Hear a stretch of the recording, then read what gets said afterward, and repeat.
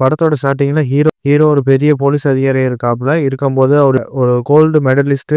எப்படின்னா துப்பாக்கி சுடுறதுல இருந்து ரொம்ப புத்திசாலியான ஒரு போலீஸ்.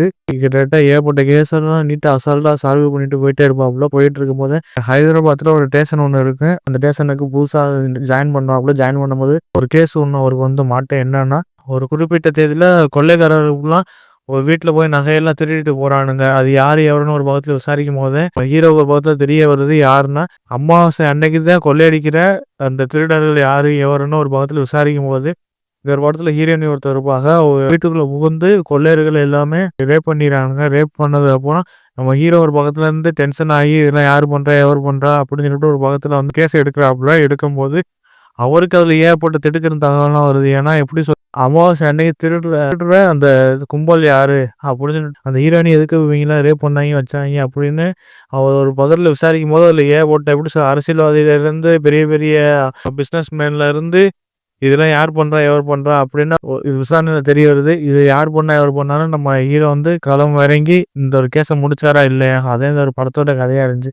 இந்த ஒரு படத்தை நான் பார்க்கும்போது வழக்கப்பட்ட கதையா தாங்க இருக்கேன். புதுசாலாம் அந்த ஒரு படத்துல எதுவுமே இருக்காது. படத்தோட பேர் என்னன்னா தி 100. இது அமேசான் பிரைம்ல இருக்கு. தமிழ் டப்பிங்கோட இருக்கு. இது ஒரு தெலுங்கு படம். கிட்டத்தட்ட ஒரு 2 மணி நேரம். இந்த ஒரு படத்துல நம்ம பார்க்கும்போது என்ன தோணுச்சுன்னா, இருக்கிற ஏகப்பட்ட தமிழ் சினிமா, ஹிந்தி, மலையாளம், பாலிவுட் எல்லாத்துலயும் போட்டு கலந்து போட்டு ஒரு படத்தை எடுத்து வச்சிருக்கானுங்க. கதை நல்லா ஒரு இன்ட்ரெஸ்டிங்கா போற மாதிரியே இருக்கு. ஆனா திடீர்னு பார்த்தா ஏகப்பட்ட திருப்பங்கள்லாம் பார்க்கும்போது நமக்கு எல்லாமே வழக்கப்பட்ட மாதிரி தான் இருக்கு. எதுவுமே புதுசா இருக்கிற மாதிரியே தெரியாது. இதுல மெயினா நம்ம சொல்ல வேண்டியது ஹீரோ. இந்த ஹீரோவை நமக்கு பார்த்தா சாகர் அவர் தான் இந்த ஒரு படத்தோட ஹீரோவா நடிச்சிருக்காப்புல. அவரோட நடிப்பு எப்படி சொல்ற, ஒரு போலீஸ்மேன் எப்படி இருக்குன்னு வைக்கணும் அப்படின்னு சொல்லிவிட்டு இதுல அழகா நடிச்சிருக்காப்புல. ஆனா இதுல லாஜிக்கே இல்லாம ஏகப்பட்ட சீன்லாம் நடிச்சிருக்காப்புல. அதை பார்க்கும்போது நமக்கு ஒரு பக்கத்துல சிரிக்கிறதா, என்னடா இப்படிலாம் ஒரு சீன்லாம் இருக்கே, இந்த என்னடா இப்படிலாம் ஒரு வழக்கப்பட்ட சீனா இருக்கே அப்படின்னு சொல்லிட்டு பார்த்தா நமக்கு ஒரு பக்கத்துல டென்ஷன் ஆகிற அளவுக்கு இதுல ஏகப்பட்ட லாஜிக்கே இல்லாம சீன்லாம் இதுல நடிச்சிருக்காப்புல. மத்தபடி அவர் ஆக்டிங்ல இருந்து எல்லாமே ஓரளவு ஓகே மாதிரி தான் இருக்கு. அதுக்கப்புறம் நம்ம இந்த படத்தோட ஹீரோயினே மிஸ் ஆனாராங்க. அவ ஆக்டிங்ல இருந்து எல்லாமே பார்க்கறதுக்கு ரசிக்க முடியாம இருந்துச்சு.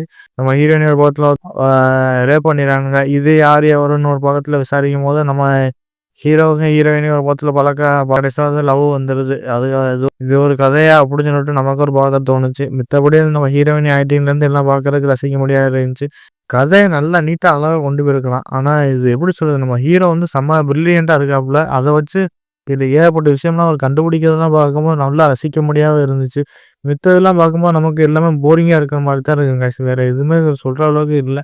ஒரு 2 பாட்டு கிட்ட இருக்கு. 2 பாட்டுமே கொஞ்சம் ரசிக்க முடியாம இருக்கு. இது தெலுங்கு படம். தமிழ் டப்பிங்ல பண்ணி வந்தா எப்படி இருக்கு, மண்டைக்கு மூளைக்கு சம்மந்தம் இல்லாம தான் இதுல பாட்டுலாம் இருக்கு. மத்தபடி இந்த ஒரு படத்தோட இசையமைப்பாளர் ஹர்ஷவர்தன் ரமேஸ்வர் அவர் தான் இந்த ஒரு படத்தோட இசையமைப்பாளர் இருக்காப்புல. அவர் பிஜிஎம்ல தான் இந்த ஒரு படத்தையே போட்டு பேக்ரவுண்ட் ஸ்கோர்ல இருந்து அழகா கொடுத்துருக்காப்புல. மித்தபடி இந்த படத்தை எடுத்த டைரக்டர் ராகவ் ஒமாக்கார் சசிதர் அவர் தான் இந்த படத்தோட டைரக்டரா இருக்காப்புல. என்னையா மனுஷன் இதுல ஏகப்பட்ட கதையை போட்டு எடுத்து வச்சிருக்கே அப்படின்னு நமக்கே தோணுச்சு. மித்தபடி இதை சொல்ற அளவுக்கு எதுவுமே இல்லை கைஸ்.